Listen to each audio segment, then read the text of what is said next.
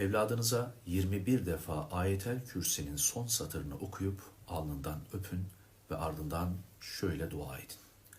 Duaya geçmeden önce neden alnından öpmemiz gerektiğini açıklamak istiyorum. Bir rivayete göre Efendimiz Aleyhisselatü Vesselam kızı Hazreti Fatıma'nın alnından öpmüş ve bizlere de evlatlarımızı alnından öpmemizi tavsiye etmiştir. Ayetel Kürsi'nin son satırını 21 defa okuyoruz. وَلَا يَؤُودُهُ حِفْظُهُمَا وَهُوَ الْعَلِيُّ الْعَظِيمُ. Ardından evladımızın alnından öpüp şöyle güzel bir dua yapıyoruz. Ya Rabbi, evladımı açık gizli bütün fitnelerden uzak tut.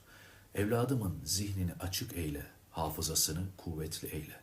Derslerinde başarılı olmalarını kendilerine lütfeyle. Ya Rabbi, evladımı her türlü kaza ve beladan uzak eyle.